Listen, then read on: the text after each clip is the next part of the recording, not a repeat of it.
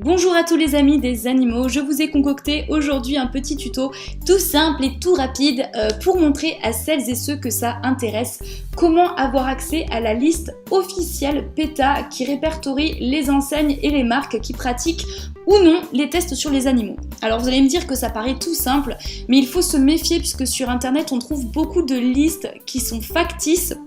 Là, je vais vous montrer comment avoir accès à la liste PETA qui est en plus de ça régulièrement mise à jour sur laquelle vous pouvez vous fier à 100%.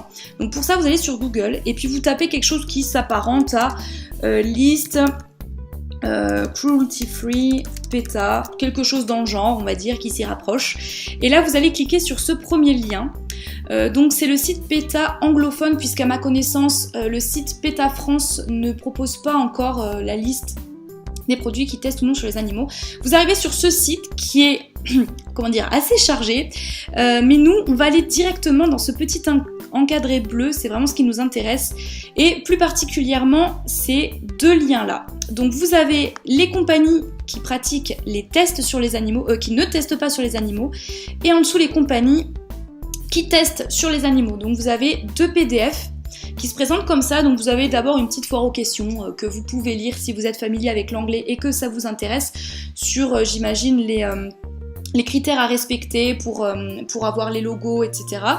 Et là, vous arrivez sur la liste, donc qui est très bien faite puisque vous avez même une petite légende avec un V pour les produits qui sont véganes, un L pour les produits donc qui sont certifiés avec le fameux petit bunny logo de chez PETA Cruelty Free, et enfin qui sont certifiés d'un M pour les marques qui sont partenaires du site PETA. Donc vous voyez qu'il y a quand même énormément de choix, il y a beaucoup de marques qui ne pratiquent plus les tests sur les animaux. Et enfin pour le second, c'est exactement la même chose, mais pour les marques qui pratiquent encore les tests sur les animaux. Donc ce que je vais faire, c'est que je vais vous mettre directement les liens dans la barre d'infos de ces deux PDF. Comme ça, vous n'aurez même pas à faire la recherche et vous n'aurez plus d'excuses pour pouvoir prendre soin de vous de manière éthique sans avoir à contribuer au test sur les animaux et à la souffrance animale. Voilà, j'espère que ce petit tuto très simple et très rapide vous aura tout de même été utile. Je vous souhaite à toutes et à tous de passer d'excellentes vacances et comme d'habitude, d'ici la prochaine vidéo, prenez soin de vous et prenez soin de vos animaux.